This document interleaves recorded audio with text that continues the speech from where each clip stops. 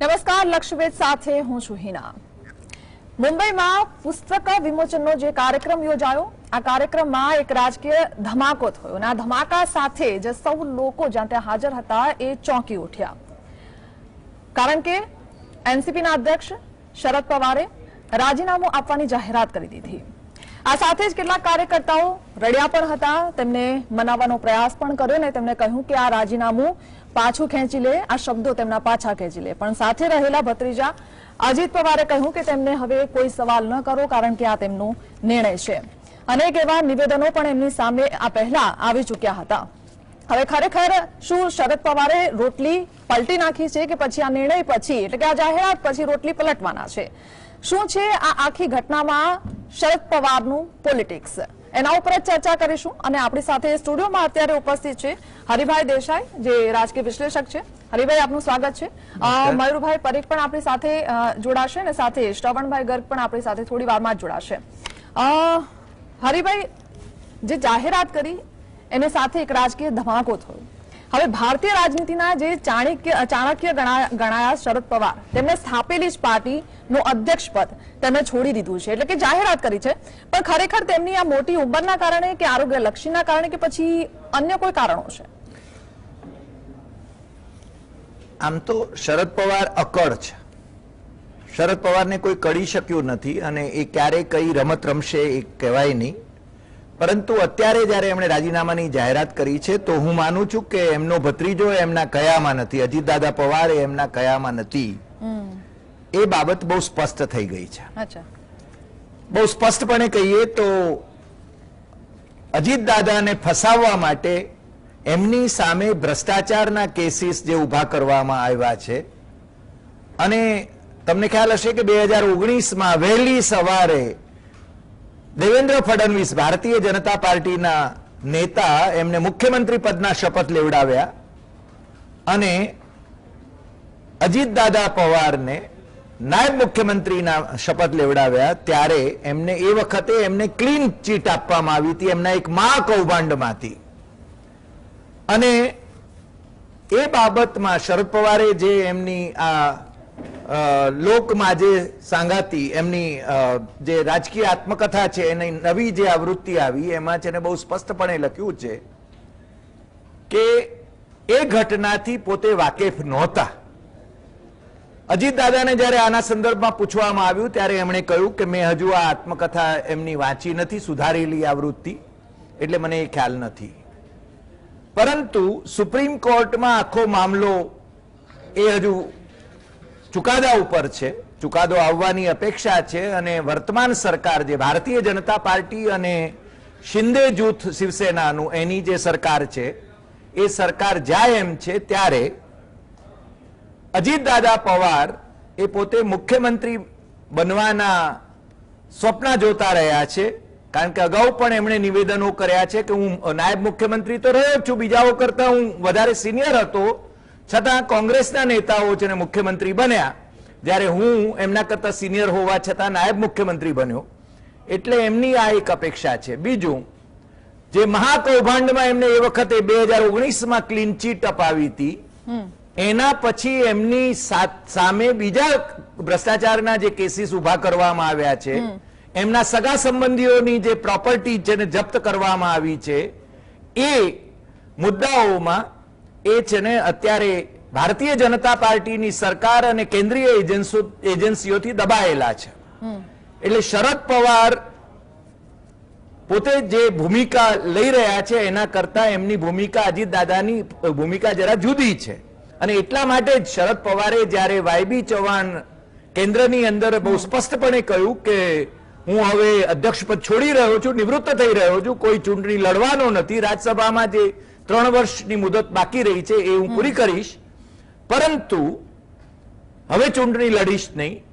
પરંતુ તમે જાણો છો કે એનસીપી જે રાષ્ટ્રવાદી કોંગ્રેસ છે એનો પ્રાણ કહી શકાય તો એ શરદ પવાર છે, અને સોનિયા ગાંધીએ જ્યારે શરદ પવારને, પૂર્ણો સંગમાને, તારિક અનવરને જ્યારે કાઢી મૂક્યા કોંગ્રેસમાંથી, એ જ વર્ષે એટલે કે મે 2000 ને એ જે ઘટના બની એના પછી એમના ઓક્ટોબર મહિનામાં જ મહારાષ્ટ્રમાં જ્યારે ચૂંટણીઓ થઈ ત્યારે એનસીપી એ કોંગ્રેસની સાથે સરકારમાં આવી અને 15 વર્ષ સુધી એમણે મહારાષ્ટ્રમાં શાસન કર્યું સાથે મળીને અને કેન્દ્રમાં 10 વર્ષ શાસન કર્યું. જી એટલે આ સંજોગોની અંદર જી મને લાગે છે ત્યાં સુધી પવાર એ કડવાશ અનુભવી રહ્યા હોય એવું લાગે છે અને અજીત દાદા પવાર એ સત્તાકાંક્ષી છે સ્વાભાવિક રીતે, કારણ કે કોઈ રાજકારણમાં મંજીરા વગાડવા આવતું નથી નથી, આવતું. સાચી વાત છે. પણ એ ભાજપ તરફ ઢળી રહ્યા છે એ બહુ પહેલાથી આપણને લાગી રહ્યું હતું.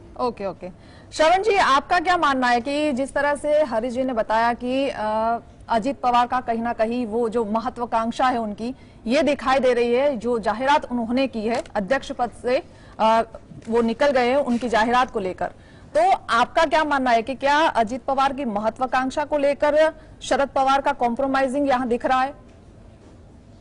देखिए, हरि भाई ने जो कहा ना, मैंने सुना उसको पूरा, और हरि भाई ने बिल्कुल जो कहा वो ठीक है कि इसके मुख्य बिंदु केंद्र में तो इनकी अजीत पवार की महत्वाकांक्षा है। पर देखिए, ये बहुत बड़ा खेल है, इसको थोड़ा सा समेटना पड़ेगा।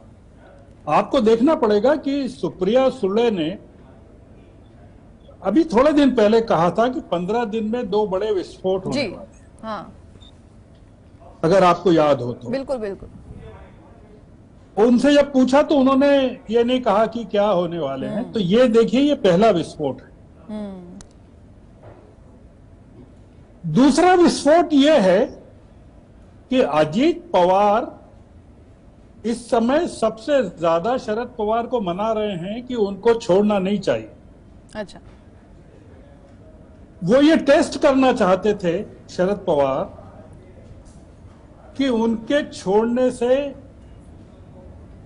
क्या प्रतिक्रिया एनसीपी पर होती है।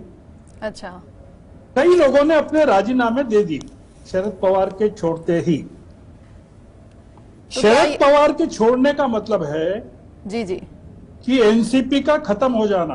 हम्म शरद पवार ने कहा कि ये कमेटी है, ये चुन ले मेरी जगह पर एक जिसको चुनना है। हम्म अब सवाल यह है कि कमेटी किसको चुनेगी?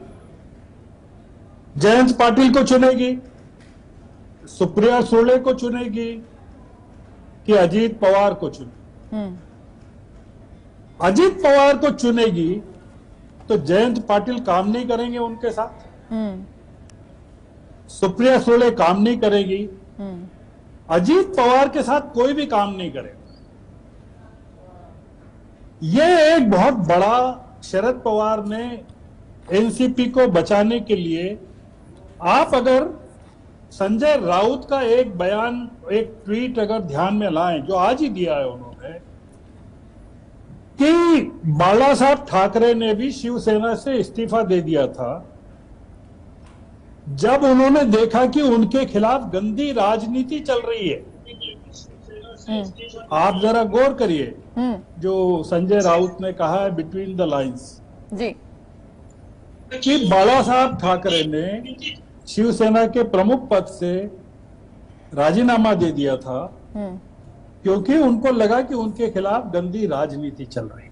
पर जब सब लोगों ने उनसे निवेदन किया फिर से, तो वो मान गए। संजय राउत का ये सोच है कि शरद पवार को मान जाना चाहिए या मना लेंगे, तो शरद पवार ने अभी कहा है कि वो फिर से विचार करेंगे।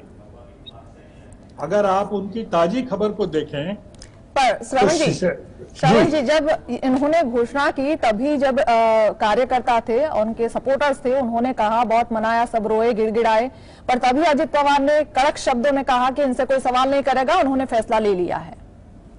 ये मैं बात कह रहा हूं कि उसके बाद सुप्रिया सुले और अजीत पवार गए उनके पास और उनसे निवेदन किया, और उन्होंने कहा शरद पवार ने कि सब लोगों से कहिए कि वो चले जाएं अपने अपने घरों पर, यहां नहीं रुके, और अपने इस्तीफा नहीं दें, राजीनामे नहीं दें सारे लोग, मुझे 2-3 दिन का टाइम चाहिए सोचने के लिए, जिससे मैं पुनर्विचार कर सकूं।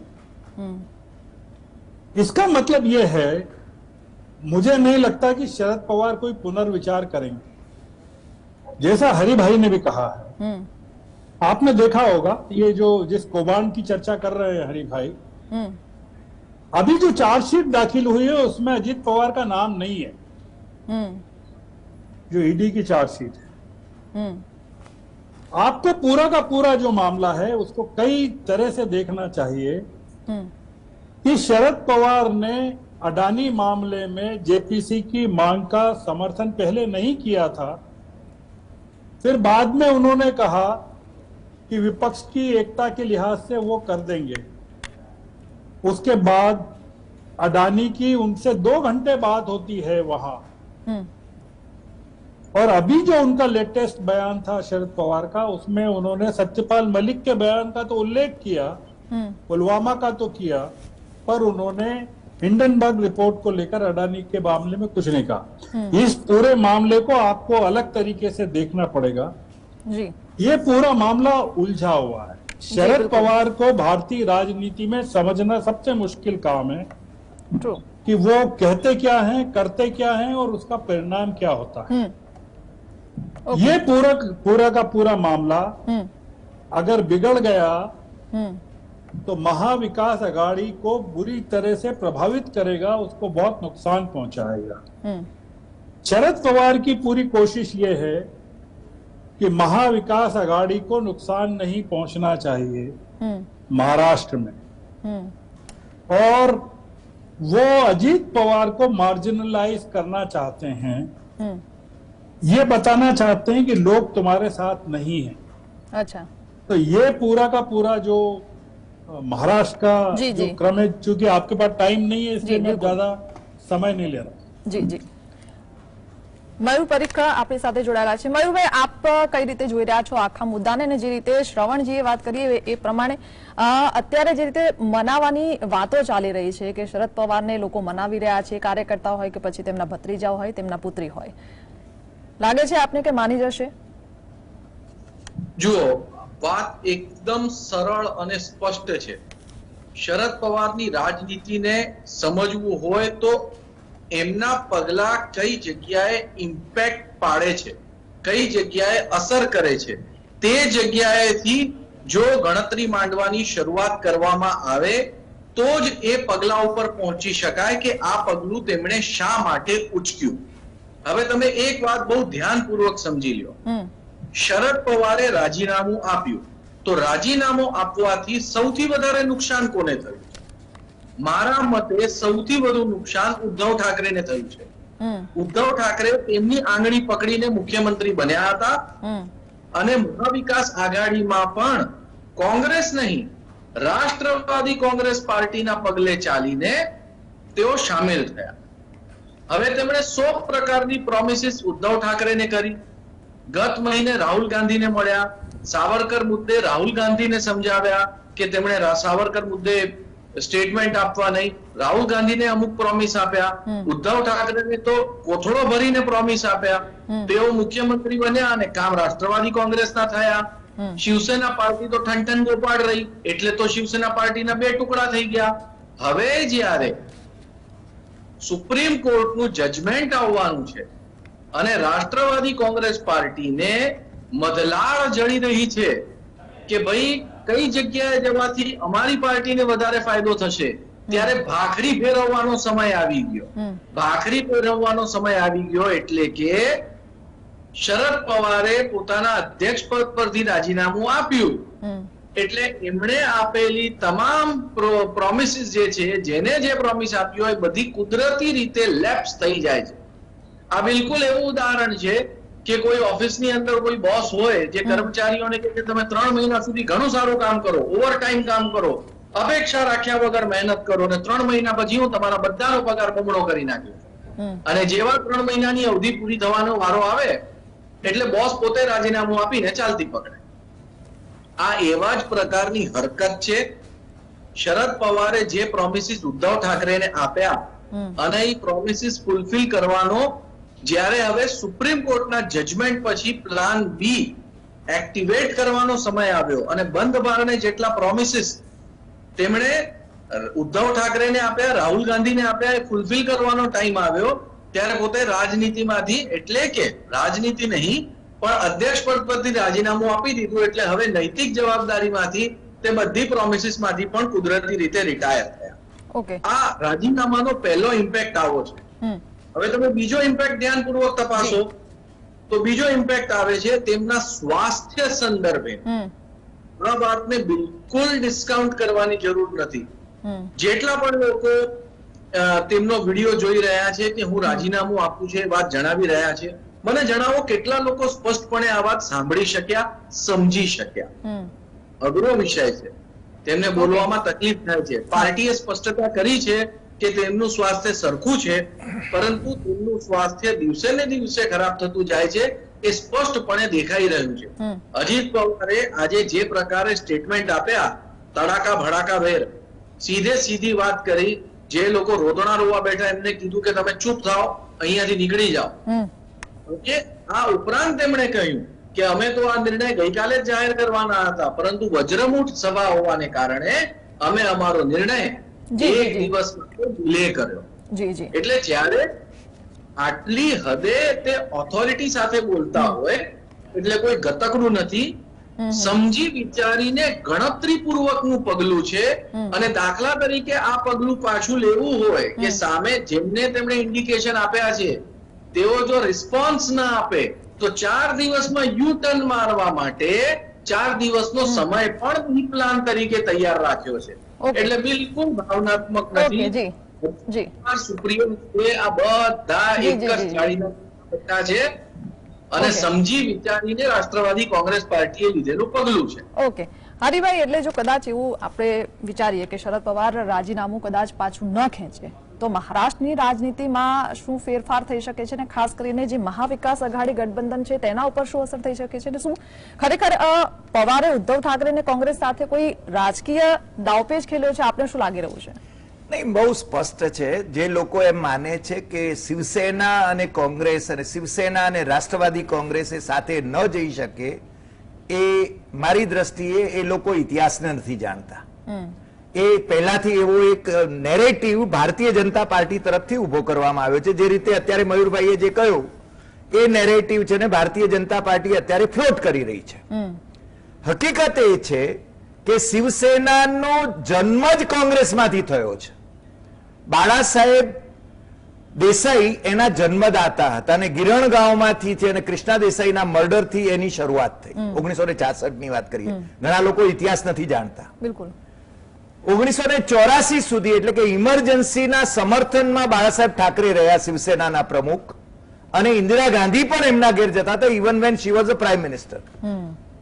બીજું, શરદ પવાર એમની અને બાળા સાહેબ ઠાકરેની એ મૈત્રી છે ને, અને જોર્જ ફર્નાન્ડીસની આ ત્રિમૂર્તિ મેળાવા અમારે ત્યાં છે ને શિવતીર્થ ઉપર એટલે શિવાજી પાર્ક ઉપર એ બહુ ચર્ચિત રહી, એ ત્રિમૂર્તિ મેળાવાની વાત. એટલે મૈત્રી એમની છે ને બહુ જ ગાઢ રહી છે. હવે બીજી વાત એ છે કે શરદ પવાર આ કેમ કરી રહ્યા છે? હું માનું છું કે અજીત દાદાને થોડા કંટ્રોલ કરવાની જરૂર છે. ઓફકોર્સ અજીત દાદા અને સુપ્રિયા સુળે, એમાં એમના રાજકીય વારસ કોણ એ આખો પ્રશ્ન તો છે જ છે. એટલે હવે ધારો કે નવા અધ્યક્ષ થાય તો નવા અધ્યક્ષ તરીકે કોણ આવે? અજીત દાદા પવાર આવે કે સુપ્રિયા સુળે આવે? મને એમ લાગે છે કે સુપ્રિયા સુળે ઉપર કળશ ઢળી શકે. શરદ પવાર ધારો કે ઉંમરને કારણે, આ બધાને કારણે, હું મયુરભાઈની એ વાત સાથે સંમત નથી કે એમના બધા વચનો ફોક થઈ ગયા.